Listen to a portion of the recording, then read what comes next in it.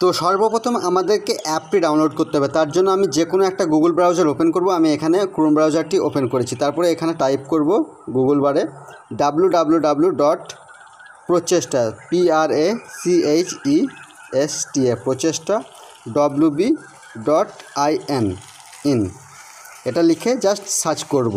তো সর্বপ্রথম দেখতে পাচ্ছেন প্রচেষ্টা নামক একটা সর্বপ্রথম অপশান পেয়ে যাবেন। এখানে দেখতে পাবেন প্রচেষ্টা WB.IN লেখা থাকবে।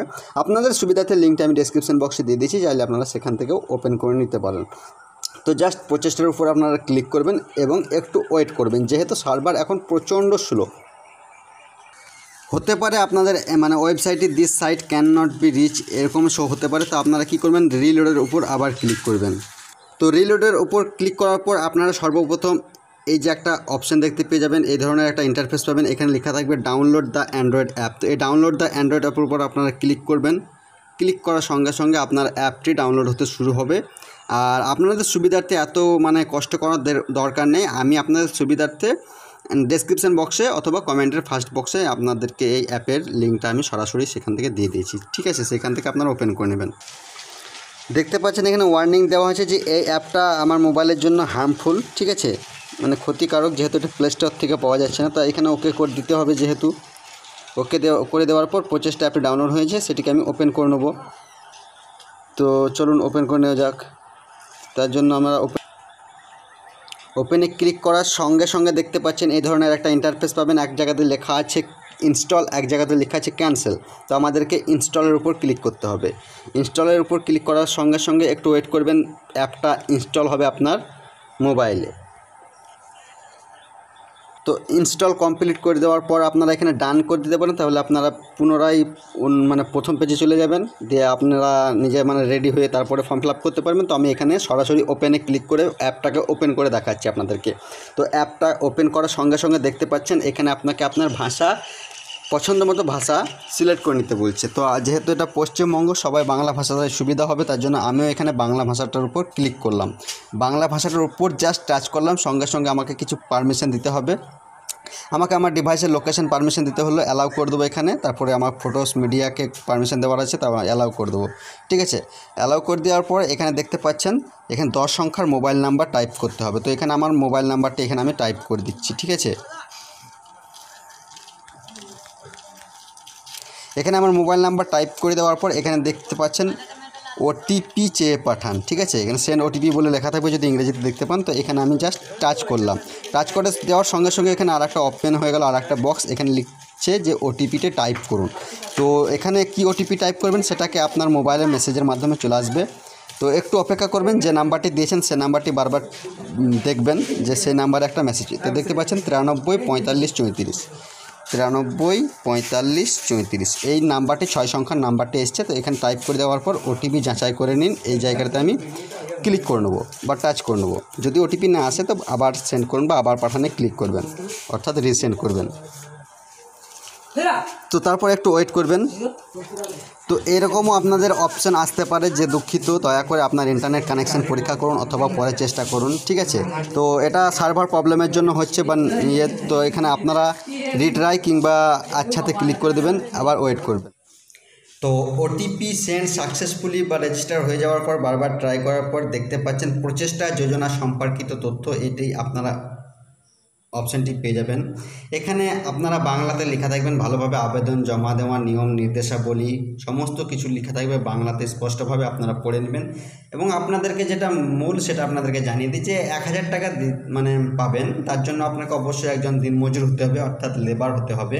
দ্বিতীয়ত আপনার কোনো রকম সামাজিক সুরক্ষা যোজনা অর্থাৎ SSY কার্ড, যেটা অনলাইন লেবার কার্ড বা ডিজিটাল লেবার কার্ড বলা হয়, সেটি যদি থাকে তাহলে কিন্তু আপনি এই প্রকল্পের জন্য আবেদন করতে পারবেন না। সঙ্গে আপনি যদি আপনার নামে কোনো রকম জব কার্ড থেকে থাকে, জব কার্ডে আপনার নাম নথিভুক্ত থাকে, তাহলে কিন্তু আপনি এই ভাতার জন্য আবেদন করতে পারবেন না। আপনি যদি হ্যান্ডিক্যাপ, বিধবা বা বয়স্ক ভাতা পেয়ে থাকেন, অর্থাৎ সরকারি কোনো সাহায্য পেয়ে থাকেন, তাহলেও কিন্তু আপনারা এই এই প্রকল্পের জন্য আবেদন করতে পারবেন না।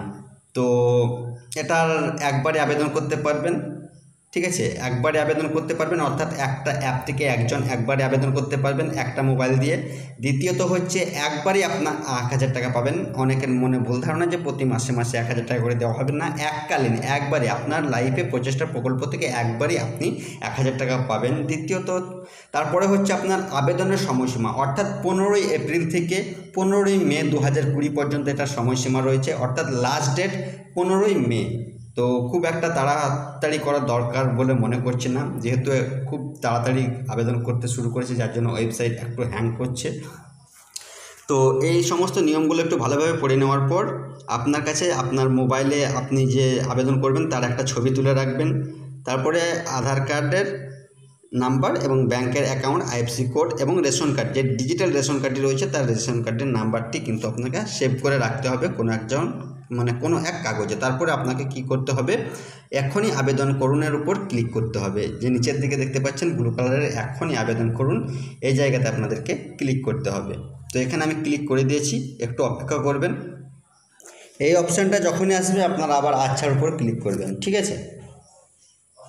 সার্ভার খুব স্লো, বারবার ট্রাই করে আপনারা চলে আসবেন। তারপরে দেখতে পাচ্ছেন এখানে আপনাকে যোগ্যতা যাচাইকরণের প্রশ্নাবলী কিছু আছে। পশ্চিমবঙ্গ সরকার প্রচেষ্টা নামক একটি যোজনা চালু করেছে। পশ্চিমবঙ্গের শ্রমিক, দিনমজুর, পরিযায়ী শ্রমিকদের জন্য 1000 টাকা আর্থিক অনুদান ঘোষণা করেছে।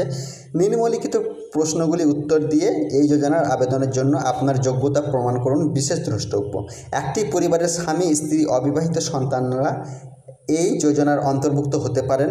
পরিবারের যে কোনো যোজনার অর্থাৎ যে কোনো একজন সদস্যই শুধুমাত্র আবেদন করতে পারবেন। সমস্ত ইংরেজিতে লেখা বাধ্যতামূলক, অর্থাৎ আপনাদেরকে ইংরেজিতেই টাইপ করতে হবে। তারপরে দেখতে পাচ্ছেন এখানে সর্বপ্রথম প্রশ্ন হচ্ছে, আপনি কি পরিবারের একমাত্র উপার্জনকারী? অবশ্যই আপনাকে এখানে হ্যাঁ করতে হবে। তারপরে দেখতে পাচ্ছেন আপনি সরকারি না বেসরকারি প্রতিষ্ঠানের কর্মী। তো সরকারি কিংবা বেসরকারি দুটোর মধ্যে কোনোটিই নয়। যদি হয় তো আপনি এখানে আপনি সরকারি হলে হবে না, আপনাকে এখানে বেসরকারি করতে হবে, নচেত দুটোর মধ্যে কোনোটাই নয় ক্লিক করতে হবে, অর্থাৎ আপনি দিনমজুর। তারপরে এখানে আপনাকে কি করতে হবে, আপনি কি সরকারের কোনো যোজনা থেকে সহায়তা পাচ্ছেন? তো না, সরকারিভাবে কোনো রকম সহযোগিতা পাচ্ছেন না। যদি পান তাহলে এই ভাতাটি পাবেন না। তারপরে আপনার বর্তমান পেশার তথ্যাদি, আপনি কি কাজে এখন বর্তমানে যুক্ত আছেন সেটি এখানে টাইপ করতে হবে। তো অবশ্যই এখানে আমি লেবার করে দিচ্ছি বা ক্রেশার লেবার, ঠিক আছে। আপনাদেরকে উদাহরণস্বরূপ আমি দেখাচ্ছি যেহেতু। তারপরে এখানে দেখতে পাচ্ছেন সেভ করুন এবং এগোন, অর্থাৎ কন্টিনিউ করতে বলছে। তো এখানে আমাকে নীলটার উপর টাচ করলাম। নীলটাতে টাচ করার পর দেখতে পাচ্ছেন এখানে আমাকে ব্যাঙ্ক অ্যাকাউন্ট নাম্বারটি টাইপ করতে হবে। তো এখানে আমাকে ব্যাংকের অ্যাকাউন্ট নাম্বার যেটি আছে আমার কাছে সেটিকে এখানে আমি টাইপ করে দিচ্ছি আপনাদের সামনে।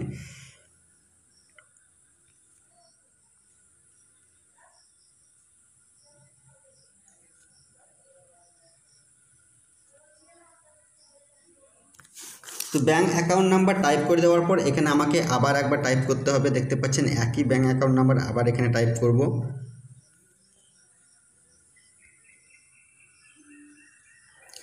একই ব্যাঙ্ক অ্যাকাউন্ট এখানে টাইপ করে দেওয়ার পর এখানে আমাকে ব্যাংকের আইএফসি কোড, অর্থাৎ ব্যাংকের যে আইএফসি কোড নাম্বারটি থাকে সেই নাম্বারটি এখানে আমাকে টাইপ করতে হবে। তো এখানে আমার লোকাল যে ব্যাংকের আছে সেই ব্যাংকের আইএফসি কোডটা আমি এখানে দিয়ে দিচ্ছি। দিয়ে দেওয়ার পর এখানে চলে আসবেন। এখানে দেখতে পাচ্ছেন যাচাই করুন বলে একটা অপশান পাবেন, এই যাচাই করুনের উপরে একবার টাচ করবেন। তো দেখতে পাচ্ছেন এখানে কোন ব্যাংকের ব্রাঞ্চ এবং ব্রাঞ্চ নেম কোথায় সেটি অটোমেটিক এখানে ফিল হয়ে যাবে। তারপরে আপনাদেরকে এখানে সেভ করুন এবং এগোনে ক্লিক করতে হবে বা টাচ করতে হবে। তারপরে এখানে আপনাকে 3টে অপশান পেয়ে যাচ্ছেন। আপনি কিসের কোন ডকুমেন্টসের উপর ভিত্তি করে আপলোড আবেদনটি করছেন। তো আমি এখানে আধার কার্ডের মাধ্যমে আবেদন করছি। তো এই জায়গাটা আমি জাস্ট টাচ করলাম। আপনি ভোটার কার্ড দিয়েও আবেদন করতে পারেন, ডিজিটাল রেশন কার্ড দিয়েও আবেদন করতে পারেন। তো আমি জাস্ট আধার কার্ড দিয়ে আবেদন করছি, ঠিক আছে। তো আধার কার্ড সিলেক্ট করে নেওয়ার পর সেভ করুন এবং এগোনে ক্লিক করলাম। তো এখানে ক্লিক করার পর এখানে যে আবেদনকারী আছে তার নামটি পুরোটাই লিখতে হবে, অর্থাৎ যিনি আবেদন করছেন ওনার নামটি এখানে টাইপ করে দিলাম। ওনার বাবার নাম এখানে টাইপ করে দিচ্ছি, ঠিক আছে। জাস্ট উদাহরণস্বরূপ আপনাদেরকে দেখাচ্ছি, এটা কিন্তু আবেদন হচ্ছে না, জাস্ট আপনাদেরকে দেখাচ্ছি। তারপরে এখানে লিঙ্গ, অর্থাৎ আপনি কি পুরুষ হলে পুরুষের ওপর টাচ করবেন, মহিলা হলে মহিলার উপর টাচ করবেন, যদি আদার্স হয় তাহলে অন্যান্যর উপর টাচ করবেন। তো আমি এখানে পুরুষটা আছে, পুরুষটার উপরেই ব্লু রাখলাম। তারপরে এখানে আপনার জন্ম তারিখ কত, তো জন্ম তারিখটা অবশ্যই আমাকে দেখে নিতে হবে আমার আধার কার্ড থেকে। তো সর্বপ্রথম এই জায়গাতে আমাকে জন্মের সালটা সিলেক্ট করে নিতে হবে। এইভাবে স্ক্রল ডাউন করে একটু বেছে নেবেন। তারপরে জন্মের সালটা সিলেক্ট করে নেওয়ার পর একটু ওয়েট করে যাবেন আস্তে আস্তে। তারপর মাসটা সিলেক্ট করবেন কত মাস, তো এখানে জানুয়ারি মাস আছে, তাহলে আমাকে প্রথম দিকে পেয়ে যাব, ঠিক আছে।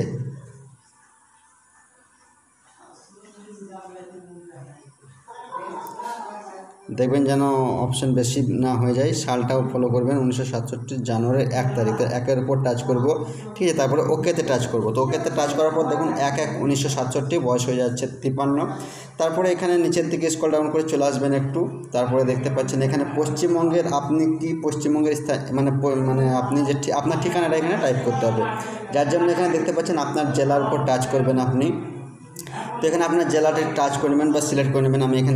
আমি একটা জেলা সিলেক্ট করে নিলাম, যে কোনো আপনাদেরকে দেখানোর জন্য। তারপরে আপনাকে এখানে বিধানসভাটি বেছে নিতে হবে, আপনি কোন বিধানসভার অন্তর্গত, অর্থাৎ আপনি যে কোন আপনার এমএলএটি কোন বিধানসভায়, তো যেটা জানার জন্য আপনাকে আপনার ভোটার কার্ডে পেয়ে যাবেন। তো এখানে আমার রামপুরহাট আছে যেহেতু, আমি রামপুরহাট সিলেক্ট করে নিচ্ছি। তারপরে আপনাকে জানতে হবে এটা আপনার শহর না গ্রাম। তো যদি শহর হয় তাহলে নগরের উপর ক্লিক করবেন, যদি গ্রাম থেকে বিলং করেন তাহলে গ্রামের উপর টাচ করে গ্রামটিকে ব্লু রেখে দেবেন। তারপরে এখানে সিলেক্ট করতে হবে আপনাকে আপনার ব্লক। তো আপনার ব্লকের উপর টাচ করবেন, এখানে জাস্ট আপনি যে এখানে আপনার ব্লক আছে এর উপরে জাস্ট টাচ করবেন। এখানে আপনাকে আপনার ব্লকটি সিলেক্ট করে নিতে হবে। তারপর আপনাকে এখানে আপনার পঞ্চায়েতের নাম আছে, এই পঞ্চায়েতের নামের উপর সিলেক্ট করতে হবে। তারপর আপনাকে আপনার পঞ্চায়েতের নামটি সিলেক্ট করে নিতে হবে। তো পঞ্চায়েত নাম সিলেক্ট করে নেওয়ার পর এখানে দেখতে পাচ্ছেন আপনার গ্রামের নাম, অর্থাৎ আপনি আপনার গ্রামের নাম দিয়ে দিতে পারেন। এটা কিন্তু বাধ্যতামূলক নয়, আপনি দিতেও পারেন নাও পারেন।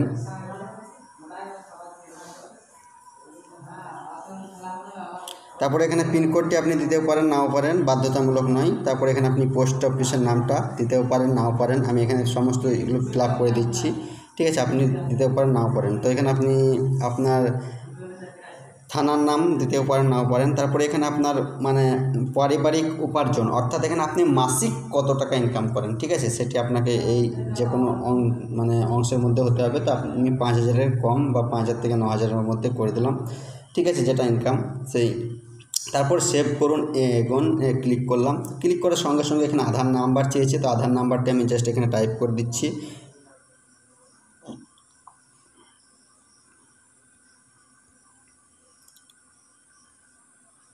আধার নাম্বার টাইপ করে দেওয়ার পর এখানে আধার কার্ডের ছবি তুলুন। তো আধার কার্ডের ছবি তোলার জন্য আমাকে আধার কার্ডের একটা ছবি তুলে রাখতে হবে। তো সেই ছবিটা আমি এখান থেকে বেছে নিচ্ছি গ্যালারি থেকে, ঠিক আছে।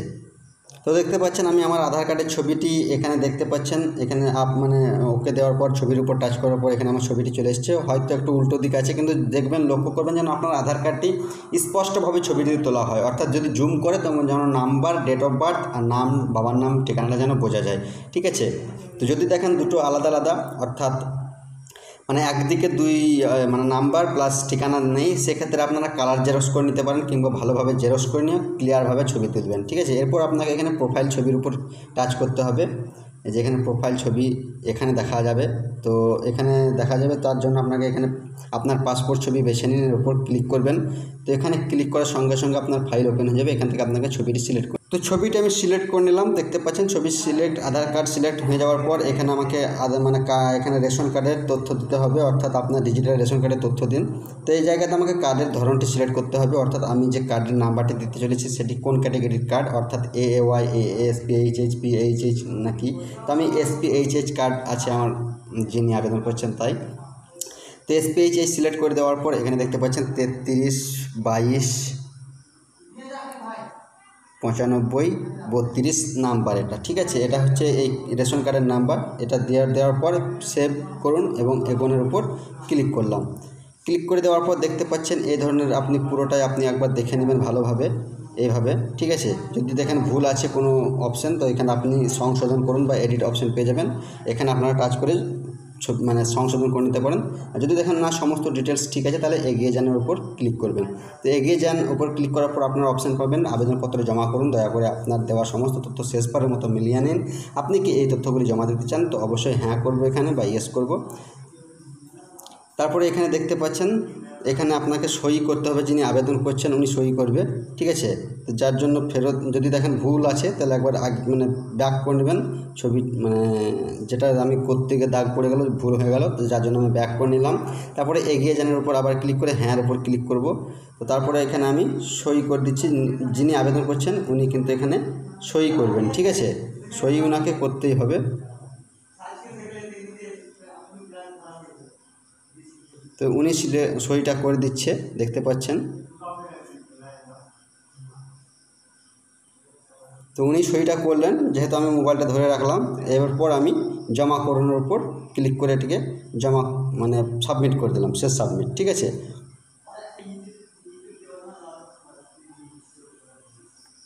তো সাবমিট হতে একটু মানে টাইম লাগছে, যার জন্য আমি একটু পজ করে দিচ্ছি ভিডিওটা। তো দেখতে পাচ্ছেন সার্ভারের প্রবলেমের জন্য আমার সাবমিট তো হচ্ছে না, তার জন্য আমাকে আবার আচ্ছার উপর মানে জমা দিনের উপর ক্লিক করে আমি সাবমিট করব।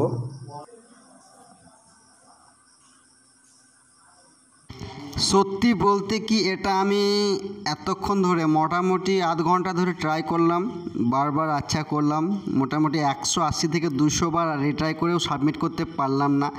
এখানে আমি স্থগিত করছি ভিডিও, ক্ষমা করবেন, লাস্ট অবধি আপনাদেরকে দেখাতে পারলাম না, যেহেতু ইন্টারনেট প্রবলেম না, সার্ভার প্রবলেম। আপনারা বারবার ট্রাই করে সাবমিটটা করে দিবেন, ঠিক আছে। এরপরে নেক্সট স্টেপ কিছু নেই, জাস্ট সাবমিটটা করে দেবেন।